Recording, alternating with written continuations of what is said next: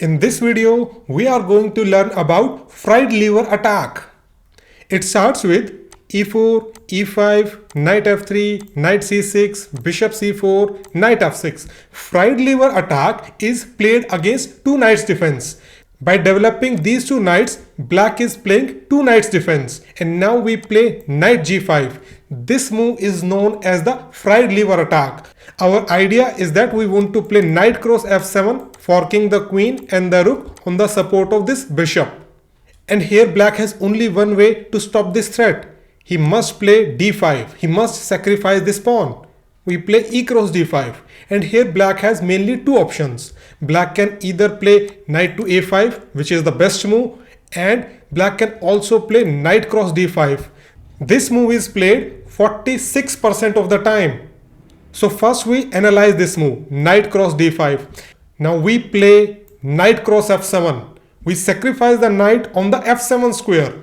After king cross f7, we immediately attack the king. Queen f3 check. We are attacking the knight and we are also attacking the king. So king must go to e6 to protect this knight. And now we play knight c3. We develop one more piece and put more pressure on this knight. Black mainly has two options. Black can play knight b4 or knight e7 to protect this knight. Black can also try knight d4 kind of move, but after bishop cross d5, king d6, you can play queen d3.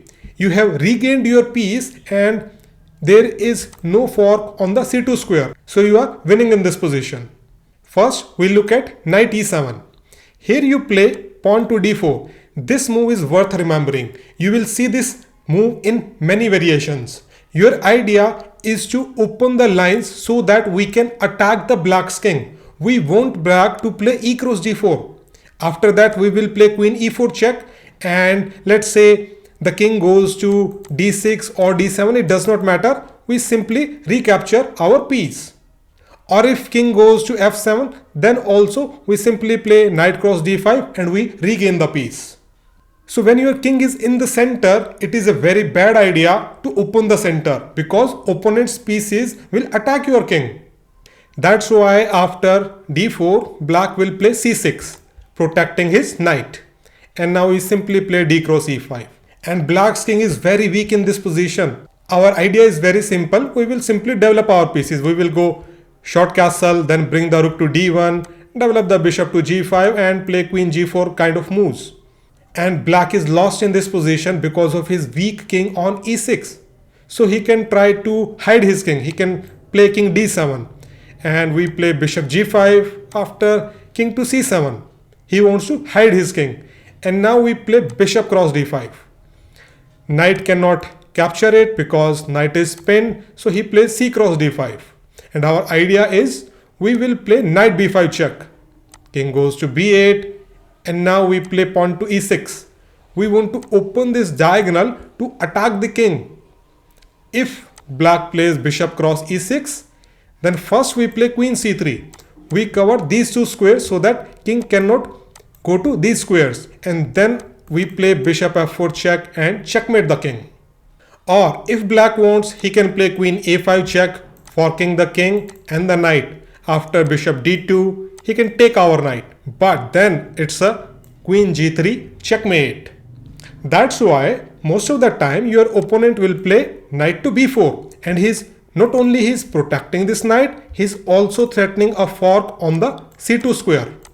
And here we simply go short castle. Remember, in this variation, material is not important. One or two pawn is not important. What important is development of your pieces. You develop your pieces as quickly as possible and then start attacking the black's king. And here black cannot take on c2 because we then play bishop cross d5 check, winning our piece back, and in the next move we will simply save our rook. So here black plays c6. And now we are already familiar with this move. We play pawn to d4. We want to open the lines so that his king becomes weak. And again, e cross d4 is a very bad idea because then we can play rook e1 check and attack this king. So here black plays knight cross e2. And we don't even have to defend our rook. We play d cross e5. And if black takes our rook, then he is lost in this position. We play knight cross d5, c cross d5, and we play rook to d1.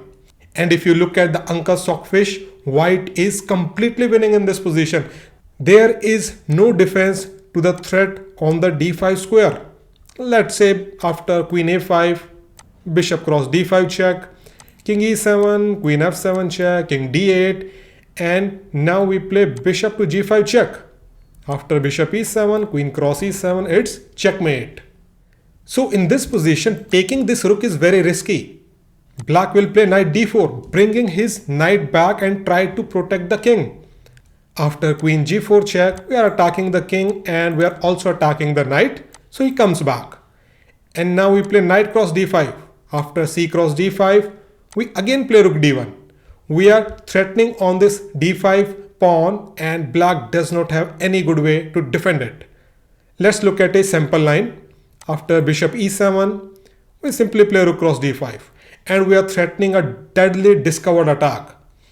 If queen goes to, let's say, b6, then we can play rook b5 check, simply winning this queen. Our bishop is attacking the king.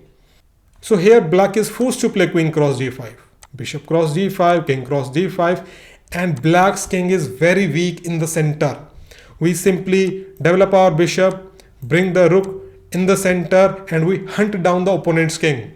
Opponent's rooks are not doing anything and his bishop is also not developed. So white is winning in this position. If your opponent knows the theory, then in this position, instead of playing knight cross d5, he will play knight a5, threatening our bishop. We play bishop b5 check, and after c6, d cross e6, b cross e6, we play tricky move, queen f3. We put more pressure on this pawn and he cannot take our bishop because of queen cross a8. So here either he plays bishop b7 or bishop to d7. After bishop d7, we play bishop a4.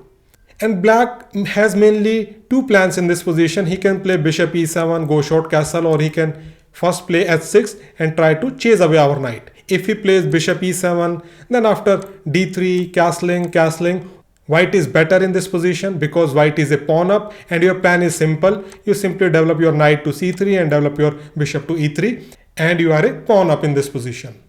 If he plays h6, then after knight e4, knight cross e4, queen cross e4, we are threatening the pawn. After bishop to d6, we play pawn to b4. The knight on a5 is protecting the c6. So if the knight moves, we can win c6. And here after, let's say f5, queen goes to e2 and knight goes to b7. Here we play queen h5 check and black will be forced to play king f8. In this position, white is a pawn up and opponent's king cannot castle. So again, white has advantage in this position. In this position, black can also play bishop to b7. And in this variation also, we simply play in the same way. We play bishop a4. After bishop e7, d3, castling, white is a pawn up and white has an easy to play position. Or if black plays h6, then after knight e4, knight cross e4, queen cross e4, we are threatening d6. After bishop b4, we again play the same move, pawn to b4, and the knight on a5 is in trouble. So white is winning here. If you play fried liver attack, then there is one thing you need to be aware of.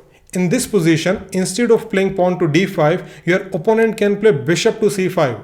This is a tricky Traxler counter attack, and in this position, instead of taking on f7, we abort the mission.